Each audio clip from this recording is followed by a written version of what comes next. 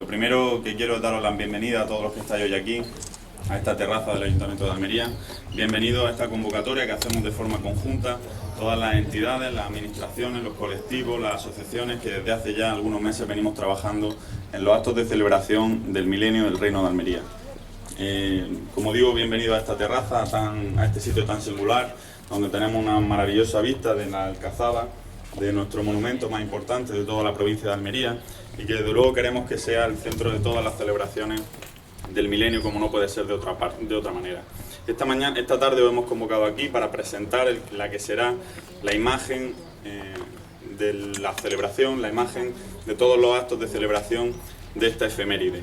Una imagen que desde el principio hemos querido, tanto las administraciones, como digo, como los diferentes colectivos, que nos representaran todos, que fuera una imagen que calara dentro de los almerienses, que los almerienses la hicieran como propia, y que ojalá que durante el próximo año nos acostumbremos mucho a verla en las diferentes actividades que se vengan realizando. Como sabéis, este año, el año 2014, se celebran 1000 años de uno de los momentos más importantes de esta tierra, de esta ciudad, y es 1000 años de la constitución del Reino Independiente de la Taifa de Almería. Desde luego se trata de una de las etapas más importantes de nuestra historia, en la que Almería fue referente en muchos sentidos, y de ello vamos a tener buena cuenta ahora con la intervención de Jorge Lirola, profesor de la universidad, que nos va a hacer una explicación seguro que es mucho más interesante que la que yo podría dar. Así que simplemente deciros que desde el Ayuntamiento estamos trabajando con muchísimo interés por la celebración de este milenio, como no podía ser de otra manera. Creemos que es importante, creemos que además puede suponer una excusa interesante, un motivo importante para que se genere riqueza en nuestra ciudad, para que los almerienses seamos conscientes de cuál es el patrimonio que tenemos. Yo siempre digo, además creo que soy un convencido, que la mejor manera de poder promocionar lo que tiene Almería es que los almerienses primero lo conozcan y luego que los almerienses lo aprecien y lo quieran. Y creo que el milenio es una oportunidad única que no debemos desaprovechar de ninguna manera. Es por eso que estamos trabajando en un montón de actividades que van a ir desde las conferencias, los ciclos, actividades de carácter científico, hasta por supuesto actividades musicales, de celebración, y al final, que es de lo que se trata, actividades con mucha participación. Creo que todas las administraciones y los colectivos estamos dando un ejemplo de cómo han de hacerse las cosas. Desde hace mucho tiempo venimos trabajando en silencio, reuniéndonos, llegando a acuerdos y sobre todo concretando actuaciones que al final disfrutarán todos los almerienses, y por ello creo que todos tenemos que darnos la enhorabuena. Sin más, deciros que bueno, la idea de la elección del logo fue una idea que salió de los colectivos, de la plataforma de Amigos del Milenio de Almería, de la Asociación de Amigos del Milenio de Almería. Se estimó oportuno que fuera el Ayuntamiento de Almería el que asumiera ese concurso precisamente para conseguir que ese logo al final nos representara a todos y fuera la imagen oficial de esta celebración tan importante, y nosotros lo hicimos con mucho honor, con mucho orgullo, y al final se presentaron 19 logotipos, de los cuales se seleccionaron 5, y al final las redes sociales, los almerienses a través de las nuevas tecnologías, pues eligieron el logo de Mari Carmen Vizcaíno Sánchez, que tengo aquí a mi izquierda, y con el que desde luego yo personalmente estoy muy contento porque creo que es un logo muy bonito, y como digo, espero que los almerienses al final lo veamos como propio y que forme parte de la imagen de Almería para el resto de los tiempos, ¿no? Sin más, os comento el acto. A continuación va a hablar la diputada provincial de Cultura, María Vázquez. Justo después lo hará la delegada territorial de Cultura, Educación y Deportes de la Junta de Andalucía, Isabel Arévalo. Como he dicho, Jorge Lirola, profesor de la UAL. El presidente de la Plataforma del Milenio, Alfonso Rubí. Y por último, Mari Carmen Vizcaíno, la ganadora del concurso, que nos explicará un poco qué es lo que ha querido representar con este logo. Sin más, como digo, muchísimas gracias a todos por estar hoy aquí. Muchísimas gracias a todos los que desde hace tantos meses venís trabajando, sobre todo los que lo venís haciendo desde lo privado, desde las asociaciones y los colectivos, sin otro interés que el conseguir que el milenio al final sea una celebración importante, que quede además dentro de la historia de Almería, y que por supuesto se venga a repetir año tras año, y al final esta fecha se convierta en una fecha importante para todos los almerienses. Y nada más, muchísimas gracias y espero que disfrutéis del acto, que sea un acto breve y sobre todo que disfrutéis de esta terraza tan bonita. Muchas gracias.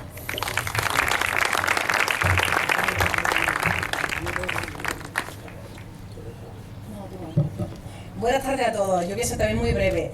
En nombre del presidente de la Diputación, don Gabriel Amat, estamos muy orgullosos de poder participar en la conmemoración del milenio, que hoy ve la luz por fin, después de muchísimos meses de trabajo. Hemos tenido nuestros más y nuestros menos, como siempre se tiene en un equipo de trabajo, pero por fin, y con unanimidad y la colaboración de todos, pues va a ver la luz este maravilloso logotipo, que es muy moderno y yo creo que representa pues todo el sentir almeriense de esta efeméride que estábamos tan deseosos de empezar a desarrollar.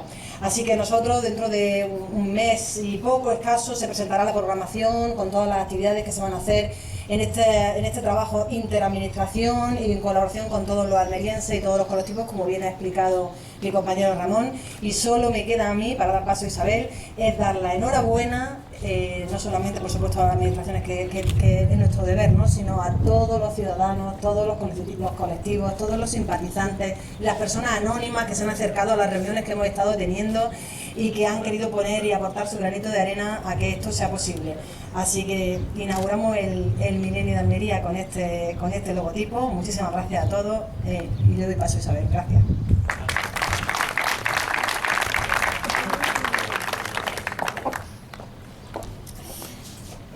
Bien, buenas tardes a todos y a todas. Os agradezco la presencia en este enclave increíble, con la Alcazaba de fondo, porque es el lema, el logo y la imagen que los almerienses han decidido que sea la representación del milenio.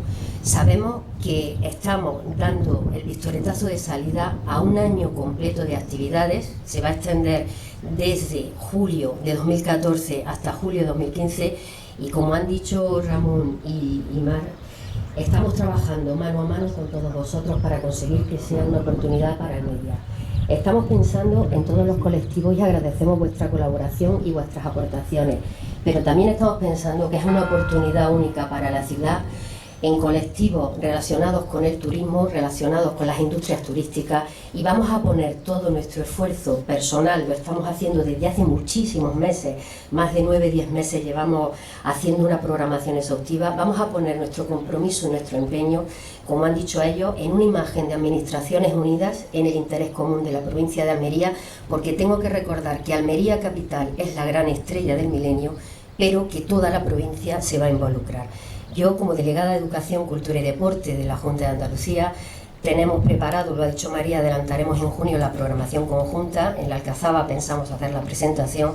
Tenemos preparado actividades que implican desde los pequeños en las escuelas hasta las grandes exposiciones que nos vamos a traer al museo, a la Alcazaba, donde haga falta, para decir todos juntos que Almería tiene que tener un milenio de primera, sin compararnos con otras provincias, porque las circunstancias económicas desgraciadamente no son las mismas, pero vamos a hacer un milenio importante para la ciudad, importante para la ciudadanía y sobre todo importante para dar la imagen que tenemos que dar las administraciones de apoyo a los colectivos que, como ha dicho Ramón, están trabajando desinteresadamente, poniendo horas y horas en los diseños y haciendo que Almería tenga el lugar en la historia que se merece. Os pido que aprovechemos todos juntos esta oportunidad, que contéis con nosotros para todas las sugerencias, todas las plataformas que tengan que venir, y que desde los más pequeños hasta los mayores, los colectivos de los barrios, aprovechemos esta gran oportunidad no solo para la capital, sino también para la provincia. Me queda agradecer a la Escuela de Artes de Almería, dependiente de la Consejería de Educación, su participación en la elección de este logo, que nos parece el más acertado desde que los vimos hace tiempo, que vimos todos, el más acertado, el más de insignia, buque insignia, que es la Alcazaba, y el más llamativo, porque pensamos que desde Agricultura, desde la Consejería de Agricultura, que va a proponer a las empresas de la provincia que lo lleven en su distribución al exterior, hasta las empresas que van a colaborar con nosotros, va a ser la imagen de Almería durante un año intenso, al que os invitamos y con el que contamos en hacer lo que hay que hacer por esta gran ciudad nuestra. Así que gracias, y vamos a empezar hoy un pistoletazo de salida que va a ser grande. Gracias.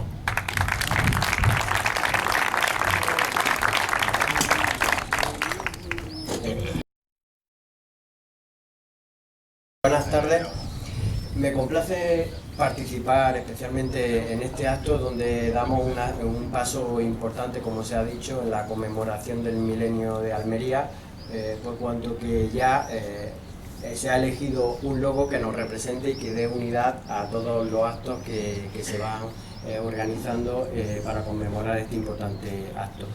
Bien, yo quería referirme especialmente a qué es lo que hay detrás del milenio. El milenio hasta ahora, lo que más ha sonado ha sido el milenio del Reino de Granada, donde había habido cierta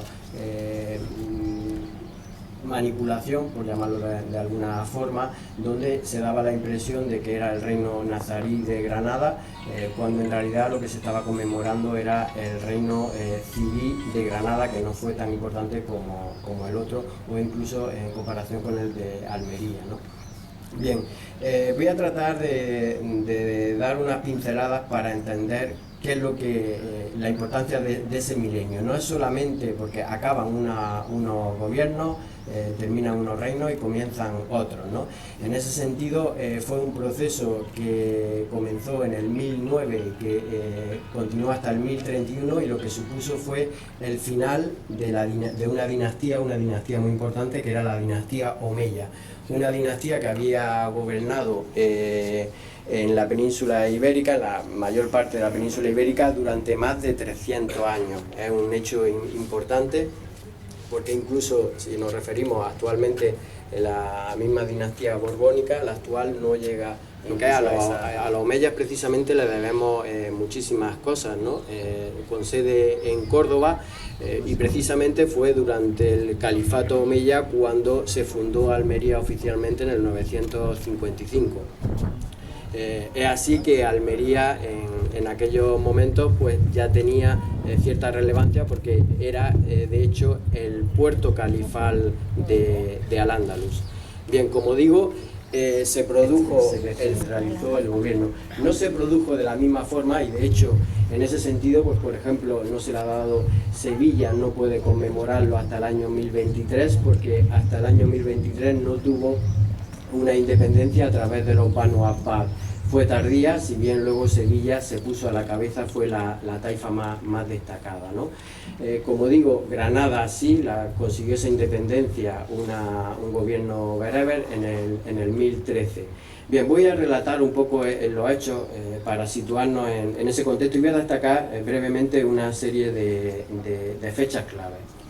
En noviembre de 1008, yo creo que una de las fechas claves fue noviembre de 1008. En noviembre de 1008, Abderrahmán Sanjuelo, el que era hijo del célebre Almanzor, el que había actuado prácticamente como califa sin serlo, pero manteniendo a Hisham II, obligó a Hisham II precisamente a que en un acto de investidura oficial lo proclamara sucesor.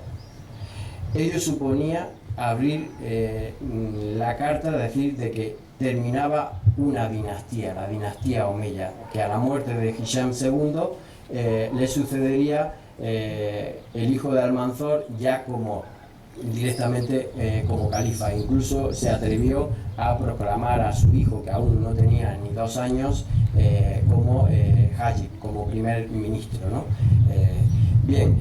Eso desencadenó pues, en una sociedad muy compleja, la andalusí, donde mayoritariamente pues, era la población hispana, pero había habido unas aportaciones sobre todo árabes, habían venido pocos, pero tenían el poder político, bereberes habían ido viniendo también continuamente, estaban siempre ahí enfrente, pero se habían ido incluyendo también, el elemento judío también era importante, ¿no? Pero habían ido apareciendo, sobre todo en la época del califato y con Almanzor, habían ido viniendo nuevos bereberes, pero eran militares, y además los llamados eslavos, los saqálibas, que van a hacer, serán unos agentes importantes. Otra fecha a destacar: el 15 de febrero de 1009, se produce la sublevación de otro omeya, en este caso un bisnieto de Abderrahmán III, Muhammad al-Mahdi. Lo que hace es destituye a Hisham II, se proclama el mismo califa, y para evitar ahí, además como los eslavos eran los más partidarios del califa legítimo, los aleja de Córdoba y los expulsa al Levante. Es el momento en el que Jairán y otros muchos se van a la zona levantina, no aún todavía aquí a Almería, sino se establecen por toda esa zona, tanto como Tortosa, Valencia, los núcleos importantes, Denia, y en el caso de Jairán estableció inicialmente su feudo en Orihuela. Bien, otra fecha importante, el 27 de marzo es una fecha muy convulsa. El 27 de marzo de 1009 es cuando se produce ese destierro de los eslavos amiríes que va a ser un hito importante. El 6 de noviembre de 1009 se vuelve a producir, hay una célebre batalla donde se hablan las fuentes de unos 35.000 muertos en la población cordobesa. No he llamado la atención de que los omeyas precisamente llevaron a Córdoba a que fuera la ciudad no solo más importante de Europa en aquellos momentos, sino de todo el occidente. Y en ese sentido, pues Córdoba era una ciudad que había sido muy próspera, pero que en estos momentos va a sufrir unos grandes perjuicios.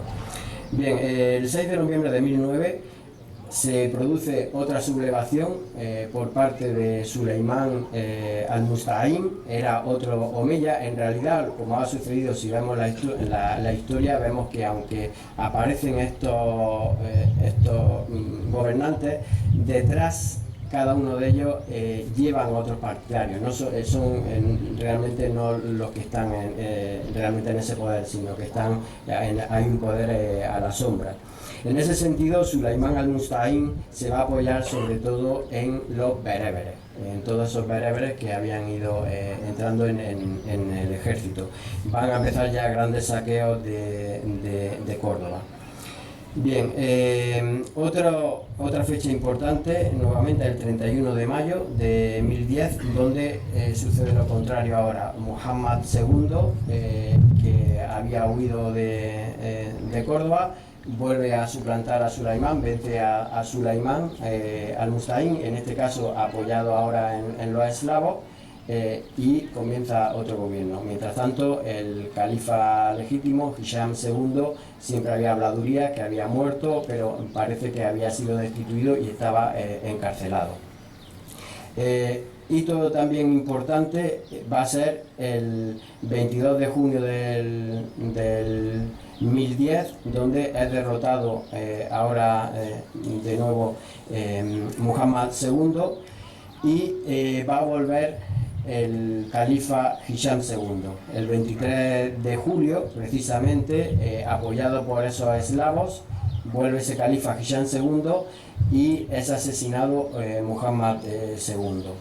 Bien, es un periodo, imaginemos, ¿no? Esto eran continuamente batallas donde además estaban apoyados unos en los bereberes, otros en los eslavos, pero también había mercenarios cristianos que estaban haciendo también su agosto porque eran soldados a sueldo, ¿no? Donde además todo eso desencadenó, aparte de esas muertes, sabemos que se produjeron una serie de catástrofes naturales importantes en Al-Ándalus, ¿no? Precisamente en los años 1010-1011 hay una gran riada en Córdoba que provocó cerca de 5.000 personas ahogadas. La inundación se prolongó durante 3 días, ¿no?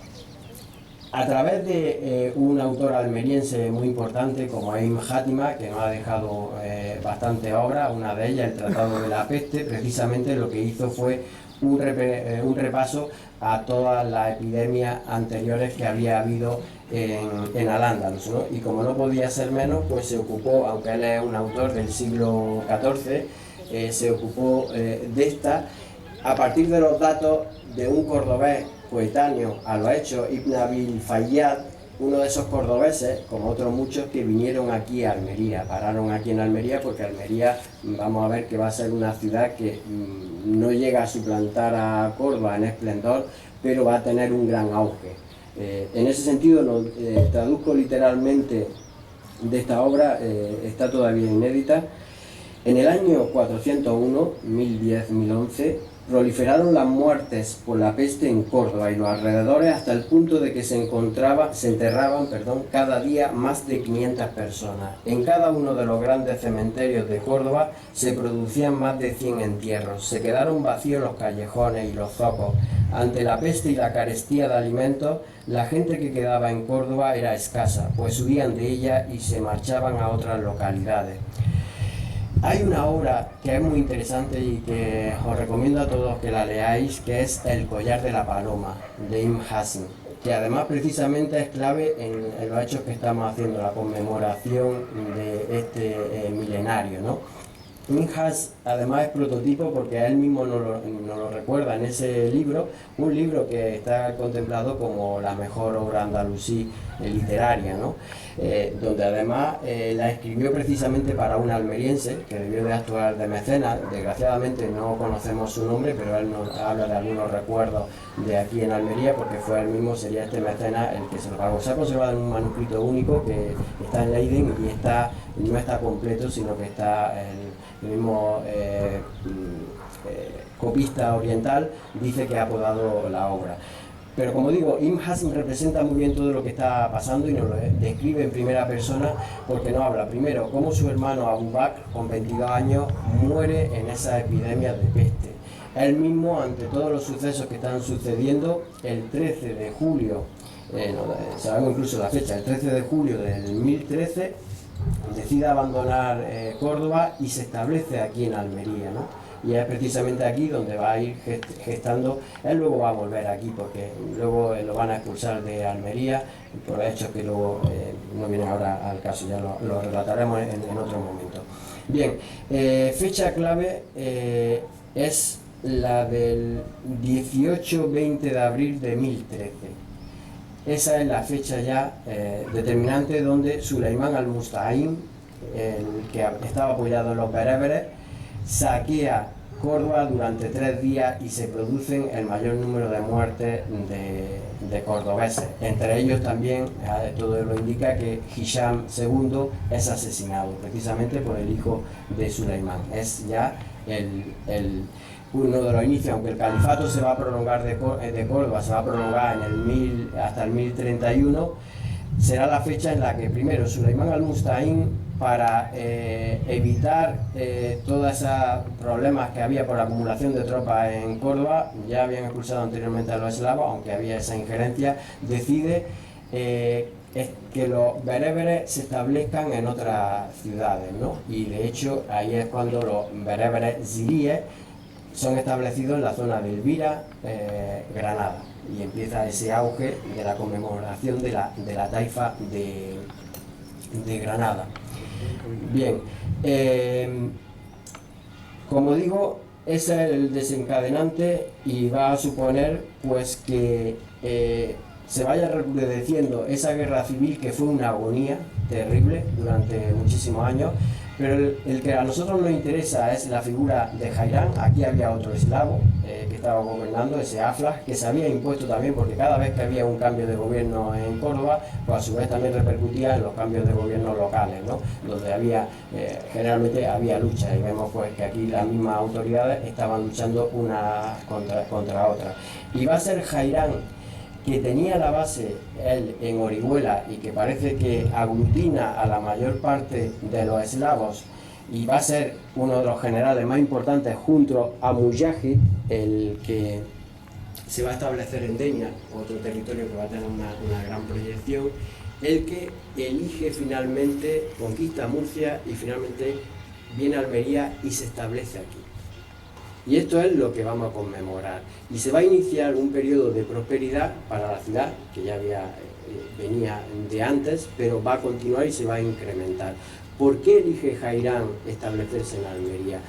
Todo parece indicar que Almería era la joya de la corona, o en este caso, para ser más preciso, la joya del califato. Era el puerto, el mayor puerto de la península ibérica y uno de los mayores de todo el Mediterráneo. Era el que producía las mayores rentas del Estado. De hecho, Abderrahmán III, cuando decidió amurallarla, fue el gobernador, lo hace en connivencia con el gobernador de la ciudad, que el gobernador de la ciudad era precisamente el almirante de la flota, Muhammad ibn Rumahis, que de hecho los textos nos lo equiparan al califa del mar. Era una de las autoridades importantes dentro del Estado, de forma que el califa de Córdoba, antes de tomar una decisión, solía consultarle a este califa. De hecho, también cuando Almanzor, el padre de Abderrahmán Sanchuelo, el que inicia todo este final de la dinastía omeya, comienza su ascenso hacia el poder absoluto para establecer una dictadura, pues lo que hizo fue precisamente quitarse a las personalidades que podían hacerle sombra, y una de las primeras fue precisamente envenenó al almirante de la flota de Almería, que ya no era Muhammad ibn Rumahis, sino que era su hijo, Abderrahmán ibn Muhammad ibn Rumahis.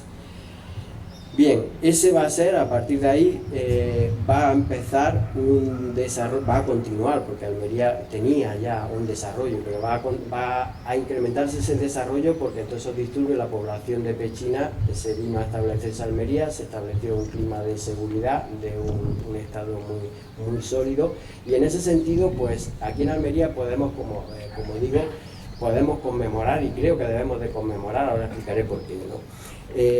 Mientras que en otros territorios, como decía, Sevilla no ha podido hacerlo, no lo podrá hacer hasta el 2023, Córdoba tampoco podrá hacerlo hasta el 2031. Es curioso ver quiénes podrían conmemorar esto, y lo han conmemorado, y quiénes no lo han conmemorado, ¿no? Yo creo que es importante, un pueblo que no valora lo que tiene, y una de las cosas que tenemos en la historia, no puede tener un crecimiento sostenible y saludable, porque debemos de enraizarnos también para crecer tenemos que enraizarnos precisamente en lo que tenemos, ¿no? Eso sobre todo también se ve muy claramente en apostar por un turismo cultural, ¿no?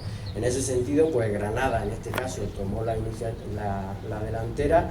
No era el reino más importante y el que debía de enorgullecerse más en ese sentido, porque aunque fue un reino importante, como digo, que pervivió durante todo el tiempo, y Sevilla, que luego terminó por imponerse, nunca consiguió conquistar ni Granada ni Almería, pero va a ser en estos primeros momentos el reino de Almería, pues comprendía, gracias a Jairán, pues tenía la frontera, llegaba.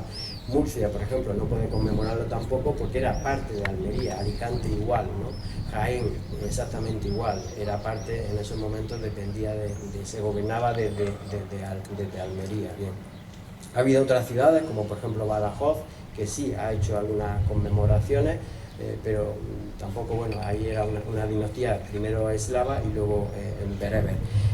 Me consta también que en Denia, una de las ciudades que va a tener una buena proyección, han hecho algunos actos y tienen también pensado, lo han retrasado al 2015 porque es precisamente donde se produce su mayor expansión, en este caso marítima, a través de la conquista de las Baleares y de Cerdeña. Bien, como digo, el interés de la celebración, yo destacaría dos cosas. Una primera, creo que es una oportunidad importante que no debemos de hecho, pues no estamos dejando, y estamos aquí para ello, ¿no? Dejarla pasar, y eso nos permite, primero, avanzar en el conocimiento que tenemos de los hechos. Queda mucho, yo lo puedo asegurar porque lo estoy viendo, queda mucho por saber sobre todo esto, y creo que es una buena oportunidad ahora de contar con gente para que no hagamos, en Granada, en cierto modo, en ese sentido, ha pasado sin pena ni gloria del avance, no ha supuesto esto un avance en el conocimiento de Granada, sí ha supuesto un avance en la difusión, la promoción de la ciudad, que no la necesita tanto Granada, ¿no? En ese sentido, pues habría que apostar también, Almería sí está más necesitada de esa promoción. Entonces, una de las cosas que yo creo que es clave, entonces, que sepamos, que aprovechemos estos momentos para incrementar nuestro conocimiento de una época que fue de gran esplendor, y que ese conocimiento verdadero y certero nos sirva para promocionar Almería, pero concretando la iniciativa, sobre todo, que sirva para mejorarla a Almería y sirva para promocionarla, ¿no? Bueno, pues eso era lo que quería entender. Muchísimas gracias.